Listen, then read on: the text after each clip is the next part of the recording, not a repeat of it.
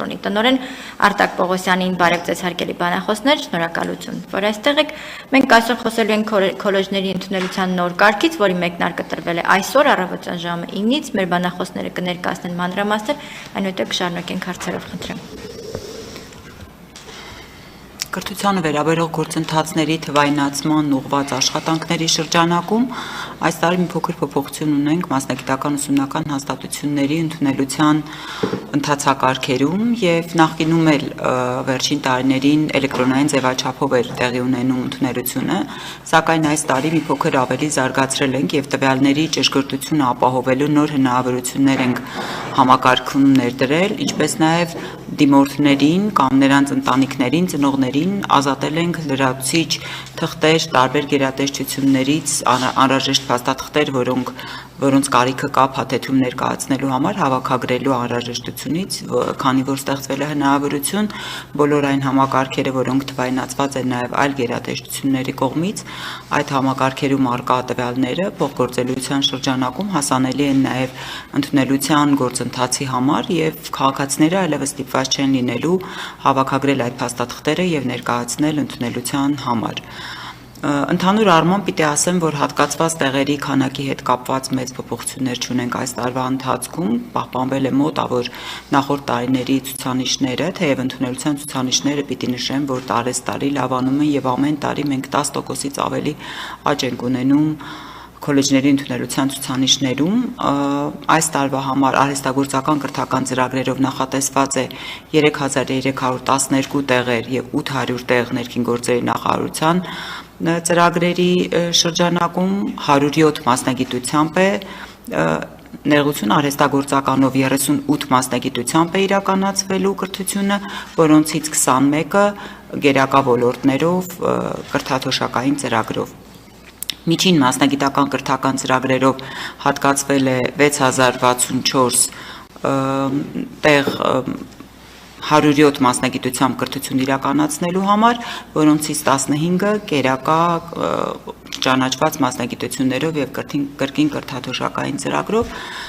հիշեցնեմ, որ Կառավարության կողմից որոշ ոլորտներ արդյունաբերություն, գյուղատնտեսություն եւ շինարարության ոլորտները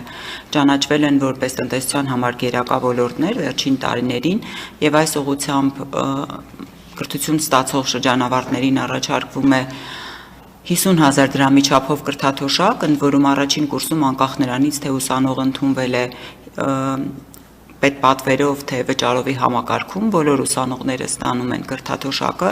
այնուհետև առաջին տարվա արդյունքները ամփոփելուց հետո ըստ իրենց առաջադիմության այն ուսանողներն որոնք ունեն բարձր առաջադիմություն պահպանում են իրենց կրթաթոշակը, իսկ այն ուսանողները, որոնք չունեն այդ առաջադիմությունը, կրթաթոշակ չեն ստանում այնքան ժամանակ, քանի դեռ իրենց առաջադիմության ցուցանիշները չեն բարելավել,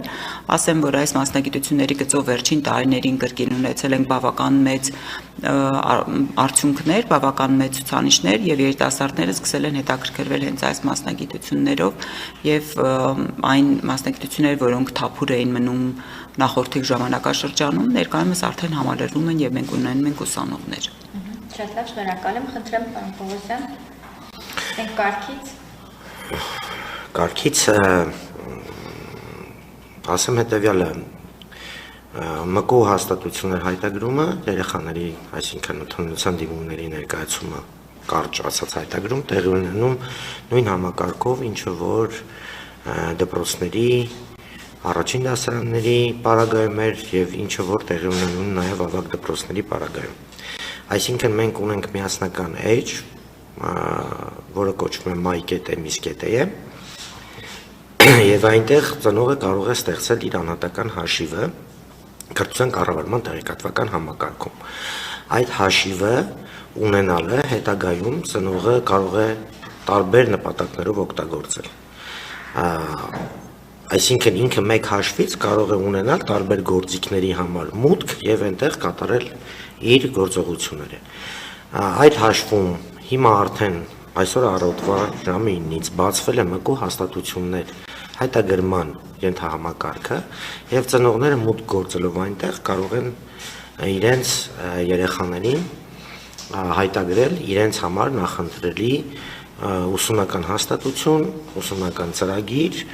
եւ հետագայում մրցույթի ամփոփումից հետո կստանան նաեւ այդ նույն էջում պատասխան թե ինչ արդյունք ունեցան։ Ասեմ, որ համակարգը բացվել է առավոտվանից, որևէ տեխնիկական կամ ծրագրային խնդիր չենք ունեցել, ծանրաբեռնվածություն չկա, համակարգը աշխատում է անխափան եւ արդեն իսկ ունենք 500 դիմում հայտ, ինչը նախորդ տարիների համեմատ գրեթե կրկնակի կամ քիչ ավելի շատ է, որովհետեւ նախորդ տարիների նման առաջին օրը նման քանակի դիմումներ չենք ունեցել։ Դիմումների պարագայում ասեմ, որ ծնողների համար բավականին հեշտացվել է դիմումներ կայացնելու գործընթացը, որտեղ նախ երեխայի տվյալները ավտոմատացված համակարգով գտնվում են, ներբեռնվում են եւ ընդհանրապես ծնողը ընտրում է մասնագիտությունը եւ սեղմում է ուղարկել դիմում հայտը։ Այսինքն, եթե նույնիսկ երեխան ունի որոշակի արտոնություններ, առավելություններ, ապա համակարգը տարբեր գերատեսչություն, ինչպես նշեց արդեն Տիկի Սվաջյանը, տարբեր գերատեսչությունների բազաներից ավտոմատացված եղանակով գտնում է այդ տվյալները եւ ներկայացնում է ծնողին։ Այնտեղ ունենք ընդամենը 1-2 փաստաթուղթ գցելու հնարավորություն, որոնք այդ բազաները դեռևս ամբողջությամբ թվայնացված չեն եւ փոխգործելիության հարթակի միջոցով դեռևս տվյալներ չեն ստացվում։ Ապագայում, երբ որ այդ բազաներն էլ ամբողջությամբ կթվայնացվեն, բնականաբար ծնողը այլևս այդ փաստաթղթերն էլ գցելու անհրաժեշտություն չի ունենա։ Այսօր համակարգը կրկին տեղերով սահմանափակումների պահ կա, թե ցանկացած քոլեջ կարող է ներկայացնել մրցույթով են արդեն ընդունվել։ Չէ, դա ընդունելության կարգի խնդիրն է, դպրոցների պարագայում կա լիցենզիայով տեղերի սահմանափակում եւ կա այդ մրցակցությունը, որ ծնողների դիմում են տեղերը սպառվում են։ Քանի որ միջին մասնագիտական կրթական ծրագրեր կամ նախնական մասնագիտական կրթական ծրագրեր դիմելուց նման սահմանափակում չկա, այլ ընդունելությունը տեղի ունենում մրցույթային կարգով, ապա որևէ փակվելու խնդիր գոյություն չունի։ Ծնողները դիմում են եւ իմիջիայլոց տեսնում են նաեւ թե պետությունը տվյալ մասնագիտության համար որքան տեղ է հատկացրել անվճար, որքան տեղ է հատկացրել վճարովի եւ դիմորդը նաեւ կարողանում է տեսնել, թե այդ մասնագիտության համար արդեն իսկ քանի դիմում կա, բայց դա չի նշանակում, որ կսահմանափակվի, եթե օրինակ վճարովի տեղերից կամ անվճար տեղերից դիմողների քանակը ավելի լինի, որովհետեւ սահմանափակում չկա։ Իրենք դիմում են, հետո բնականաբար տեղի ունենում մրցույթի պարագայում նոր հայտարարվում է, թե ովքեր են ընդունվել կամ ովքեր չեն ընդունվել։ Ես մի փոքր ավելացում կուզեմ անել նախորդիվ տրված հարցի որպես շարունակություն ժամկետների մասին կուզեմ խոսել, ինչպես նշվեց այսօրվանից բացվել է հայտերի ընդունումը, որը ոչ ոլորտային մասնագիտությունների համար բաց է լինելու մինչև օգոստոսի 10-ը, իսկ ոլորտային մասնագիտությունների համար, որոնց ընդունելությունը նաև քննությունների միջոցով է կազմակերպվում, մինչև հուլիսի 24-ը։ Սա նշանակում է, որ այս ժամանակահատվածում ծնողները, ինչպես նաև չափահաս քաղաքացիների դեպքում քաղաքացիները հենց իրենք կարող են ցանկացած օր, ցանկացած ժամի իրենց հայտը ներկայացնել եւ ներկայացված հայտերի ամփոփումը տեղի ունենալու միայն հայտագրման ժամկետի ավարտից հետո եւ բոլոր հայտատուների, բոլոր դիմորդների տվյալները ուսումնասիրելուց հետո։ Հետևաբար այստեղ խոճապի մատնվելու եւ գործողությունները շատ արագ կազմակերպելու որևէ խնդիր չկա, բայց բնականաբար պիտի բոլոր այն ժամկետները, որոնք սահմանված են այս կամ այն մասնագիտության համար ընդունելության գործընթացի համար, պիտի պահպանվեն։ Այս գործիքակազմը, որ ներդրվել է, ինչ է տալիս պետությանը եւ ինչ է տալիս շահառուներին։ Իհարկե նշեցիք, որ շահառուները հավելյալ փաստաթղթեր հավաքագրելու այդ քաշքշուկից գործընթացի ձեռք են մնում, ինչ այլ առավելություններ ունի այս թվայնացումը։ Թվայնացումը ունի երկու նպատակ, դրանցից մեկը մեր քաղաքացիների եւ հատկապես երեխաների կրթության հետագծելիության հետևելու եւ դա մշտադիտարկելու հնարավորությունն է, ինչպես գիտեք, միջնակարգ կրթությունը պարտադիր կրթությունն է մեր երկրում եւ հետեւաբար հիմնական դպրոցի ավարտից հետո երեխաները պիտի որոշում կայացնեն, թե իրենց կրթությունը որտեղ են շարունակելու ավագ դպրոցում, թե մասնագիտական ուսումնական հաստատություններում կամ քոլեջներում, հետեւաբար սա մեզ համար մի գործիք է, որով մենք շատ արագ կարողանանք նույնականացնել այն երեխաներին, որոնք պարտադիր կրթությունից դուրս կմնան։ Ինքնաշխատ եղանակով բոլոր այն երեխաները, որոնք դպրոցահասակ են եւ սեպտեմբեր ամսին ընդունված չեն լինի կամ ավագ դպրոցներ կամ քոլեջներ, կհամարվեն կրթությունից դուրս մնացած եւ մեր կողմից, մեր գործընկերների հետ միասին կկազմակերպվեն համապատասխան քայլեր, որպեսզի այս երեխաները հայտնաբերվեն եւ ուղղորդվեն դեպի իրենց համար նախընտրելի ուսումնական հաստատությունները։ Այսինքն համակարգով տեսանելի է, հա, դուրս մնացածների։ Բնականաբար մենք տարվա մեջ 2 անգամ հունվար եւ սեպտեմբեր ամիսներին բնակության պետական ռեգիստրում գրանցված դպրոցահասակ երեխաների տվյալները համադրում ենք այդ տվյալ պահին մեր ուսումնական հաստատություններում սովորող երեխաների հետ եւ մեզ համար հստակ տեսանելի է լինում բնականաբար այնուհետեւ առանձնացում են այն երեխաները, որոնք տվյալ պահին Հայաստանի Հանրապետություն չեն գտնվում կամ չեն բնակվում եւ մնացած բոլոր երեխաները, ովքեր Հայաստանի Հանրապետությունն են, բայց գրանցված չեն որևէ ուսումնական հաստատությունում, համարվում են կրթությունից դուրս մնացած եւ այդ երեխաների հետ առանձին աշխատանք է կազմակերպվում։ Հետեւաբար սա կանխարգելիչ մի գործընթաց է, որը հնարավորություն է տալիս կանխել որևէ երեխայի կրթությունից դուրս մնալը։ Մյուս կողմից կրթությանը վերաբերող բոլոր փաստաթղթերը թվայնացվում են, ինչը հնարավորություն է տալիս նույնականացնել սովորողին եւ դա հնարավորություն է տալիս տարբեր տիպի ծրագրերից օգտվելու համար ունենալ թվայնացված տվյալներ, ինչպես նշեցի, մենք ունենք գերակա մասնագիտությամբ սովորելու հնարավորություն, կրթաթոշակ ստանալու հնարավորություն, մենք ունենք տրանսպորտային ծախսերի փոխհատուցման հնարավորություն քոլեջներում, երբ մարզային տարբեր բնակավայրերում բնակվող մեր երեխաները, որոնք որոշում են քոլեջում կրթություն ստանալ եւ իրենց բնակավայրում արկա չէ քոլեջ կամ տվյալ մասնագիտությամբ կրթություն ստանալու հնարավորություն, պետությունը տրանսպորտային փոխհատուցում է տալիս եւ հետեւաբար մեզ համար շատ կարեւոր է, որպեսզի այդ ամբողջ տեղեկատվությունը, ինչպես սովորողի անձնական տվյալներին վերաբերող, այնպես էլ ուսումնական առաջադիմությանը վերաբերող, ինչպես նաեւ դասավանդողներին, քոլեջում տեղի ունեցող մի շարք այլ ուսումնական գործընթացի հետ առնչություն ունեցող մյուս գործընթացներ վերաբերյալ տեղեկատվությունը թվայնացվում է եւ սա շատ կարեւոր է մեզ համար, որպեսզի մենք ամբողջական ունենանք տեղեկատվություն։ Եվ կարծում եմ մեր բնակիչների համար էլ սա, ինչպես նշվեց, գործընթացը հեշտացնելու համար մի քայլ է, որովհետև նախորդի ժամանակահատվածում ստիպված էին ներկայացնել օրինակ հիմնական կրթության վկայականը կամ միջնակարգ կրթության ատեստատը, որոշակի սոցիալական խմբերի դեպքում օրինակ սոցիալական անապահովության ծրագրից օգտվելու կամ հաշմանդամություն ունենալու դեպքում ֆունկցիոնալ սահմանափակում ունենալու վերաբերյալ տեղեկատվություն, ներկայումս այդ ամբողջ տեղեկատվությունը համակարգերի փոխգործելիության շրջանակում հասանելի է դառնում անմիջապես եւ հետեւաբար քաղաքացին ստիպված չի լինում լրացուցիչ փաստաթղթեր հավաքագրել եւ ներկայացնել ընդունելության գործընթացում։ Այս թվային քաղաքականությունը շարունակական է լինելու, այլ ուղղություններ եւս ներգրավվելու են, ինչ է սպասվում։ Հավելեմ նաեւ, որ Տիկին Սվաջանին, որ քաղաքացիներին սա տալիս է թափանցիկություն։ Եթե ժամանակին չնայած սա արդեն 5 նոր չէ, արդեն 7 տարի է եւ գնալով մենք ավելի ենք թափանցիկացնում, այսպես ասեմ, համակարգը ժամանակին ծնողը չգիտեր թե քանի դիմորդ կա որևէ մասնագիտությունում եւ շատ հանգիստ կարող էին ասել եկեք մի դիմեք, որովհետեւ այստեղ մրցակցությունը բարձր է, ձեր երեխան կարող է չանցնի, իսկ հիմա շատ բարձ ծնողը տեսնում է թե որ մասնագիտությունով քանի դիմորդ կա եւ ինքն է որոշում կայացնում ելնելով իր երեխայի արդյունքներից, թե դիմել արդյոք այդ մասնագիտություն գծով թե չդիմել, հետագա այո, եւ գործընթացը լինելու է շարունակական։ Մենք նախատեսում ենք, որ մյուս տարի արդեն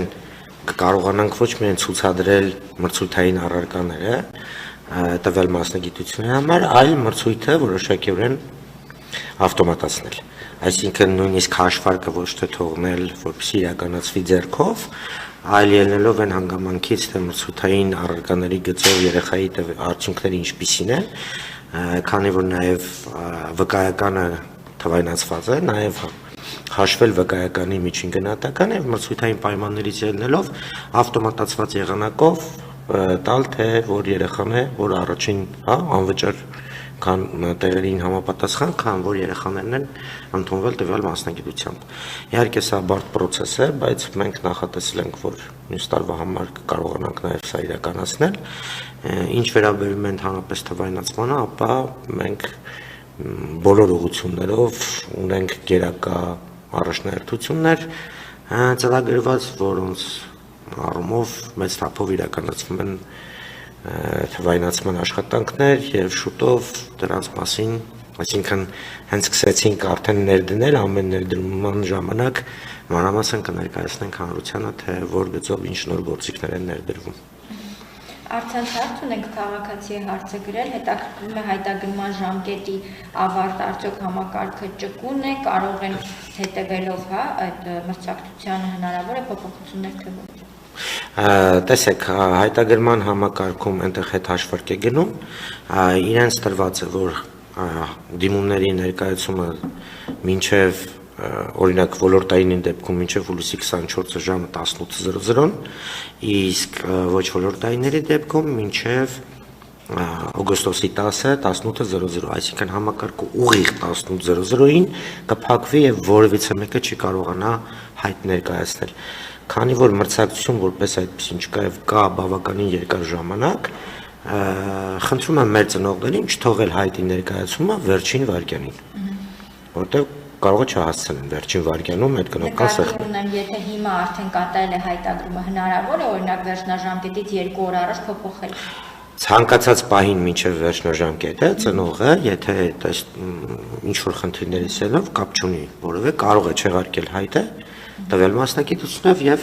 մեկ այլ մասնագիտությունով հայտագրել իր երեխային։ Այդտեղ ճկունություն կա, որովհետեւ խնդիր գոյություն չունի։ Շատ լավ։ Գիտի Սվաջան, նշեցիք, որ ամեն տարի 10%, եթե չեմ սխալվում, ասացիք, աճ է նկատվում դիմելիության, թե արհեստագործական, թե քոլեջների մասով։ Կասեք, խնդրեմ, ինչն է հիմք հանդիսացել, որ այդպիսի միտում է նկատվում դեպի միջին մասնագիտական հաստատություններ, որ ուղղություններով բարեփոխումները կնշեք։ Կարծում եմ մեկ գործոն ազդեցություն չի ունեցել այս գործընթացի վրա, գործոնները մի քանիսն են, դրանցից մեկի մասին ես խոսեցի, օրինակ բարձր կրթաթոշակ առաջարկել այն մասնագիտություններով, որոնք տնտեսության համար կարևոր են։ Սա մեկ խթան էր եւ որ այդ ուղղությամբ մասնագիտություններով դիմորդները սկսեցին ավելի շատ հետաքրքրվել։ Մեկ այլ խթան է, կարծում եմ, պետության կողմից հետևողական քաղաքականությունը պարտադիր կրթությունից դուրս մնալու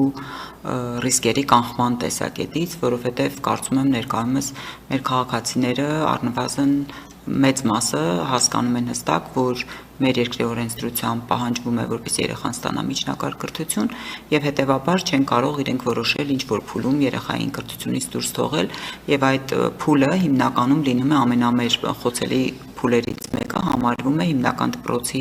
ավարտից հետո ավագ դասարաններում կամ քոլեջում կրթության շարունակականությունը։ Եվ երրորդ ամենակարևոր գործոնը կարծում եմ, որը ներկայումս ընթացքում է, բայց դեռ շատ անելիքներ ունենք այս ուղղությամբ, մասնագիտական կրթության գրավչության բարձրացումն է որակի հաշվին,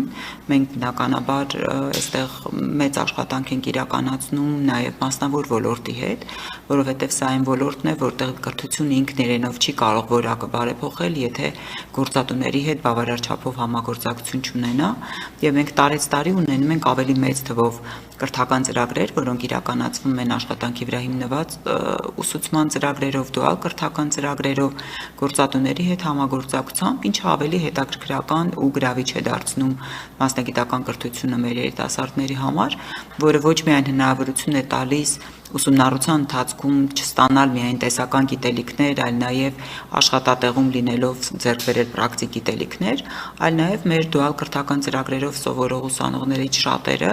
ուսումնառության ընթացքում արդեն իսկ սկսում են որոշակի աշխատանքներ կատարել եւ համարվում են աշխատակից, իսկ ուսումնառության ավարտին շատ հաճախ, քանի որ այդ գործատուները ընդգրկված են լինում նաեւ պետական ամփոփիչ քննությունների հանձնաժողովներում, հենց այդ ժամանակ էլ մեր շրջանավարտները ստանում են առաջարկներ աշխատանքի եւ դրանով իսկ կարողանում են անմիջապես սկսել իրենց մասնագիտությամբ աշխատել։ Եվ հետեւաբար այս բոլոր գործոնների համախմբությունն է, որ բարձրացնում է մասնագիտական կրթության նկատմամբ հետաքրքրությունն ու գրավչությունը եւ հուսով եմ բոլոր այն ծրագրերը, որոնք իրականացնում են այս ոլորտում, ել ավելի մեծ ազդեցություն են ունենալու թե կրթության որակի փոփոխության եւ թե երիտասարդների ավելի ճիշտ կողմնորոշման եւ իրենց նախընտրած մասնագիտության ընտրության առումով կարծում եմ սրա վրա որոշակի ազդեցություն դեռ մեծ ազդեցություն չունի, բայց առավել մեծ ազդեցություն ունենալու է նաեւ հանրակրթության պետական չափորոշիչի փոփոխությունը, որի շրջանակում 8-րդ դասարանից սկսած մասնագիտական կողմնորոշում խմբակն է ներդրվել դպրոցներում,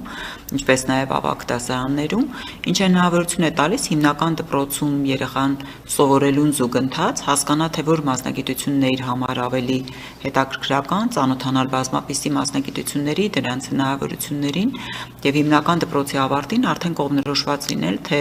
որտեղ է ցանկանում իր կրթությունը շարունակել ավագ դպրոցում, թե քոլեջում եւ հետեւաբար սա եւս իր ազդեցությունն է ունենում մյուս կողմից ես կարծում եմ մեկ այլ գործընթաց մենք ունենք, որը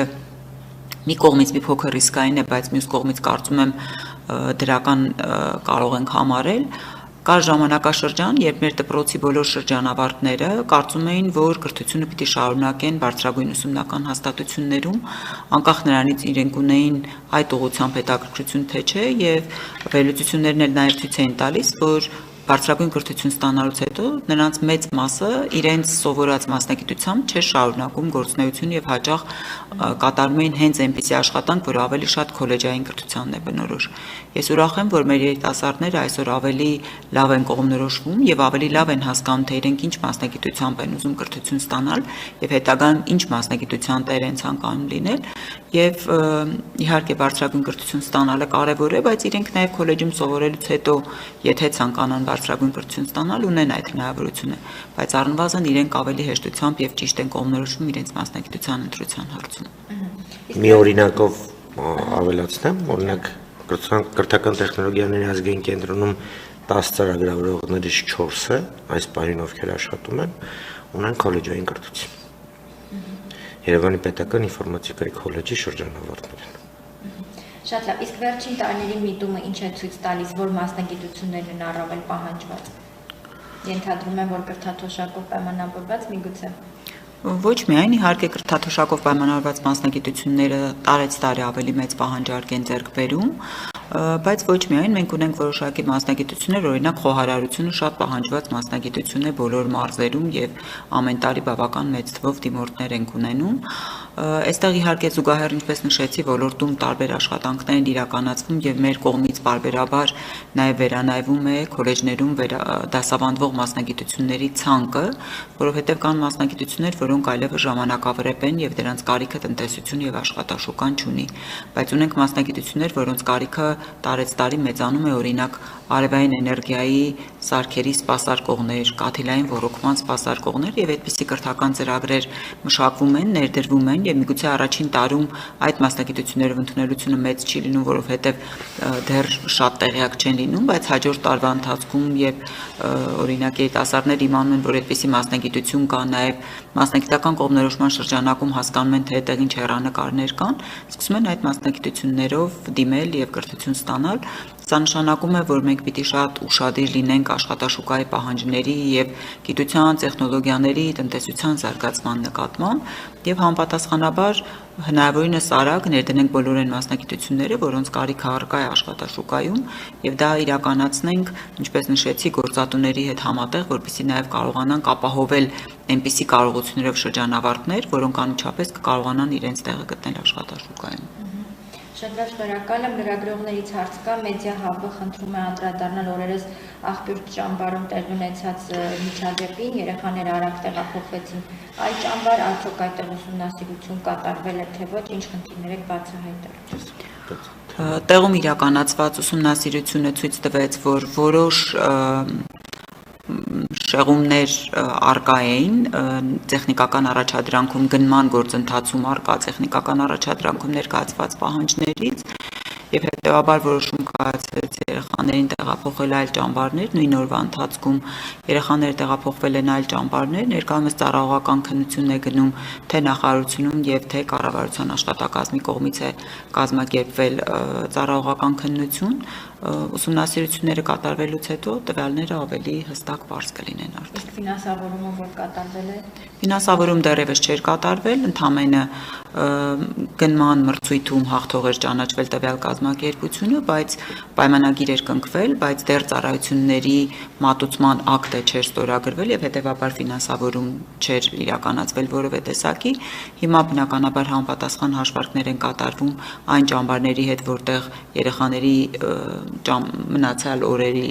ճամբարային կեցությունը կազմակերպվել է եւ համապատասխան կերպով այդ կազմակերպությունները կֆինանսավորվեն։ Իսկ ճամբարային ծրագիրը շարունակվում է այլ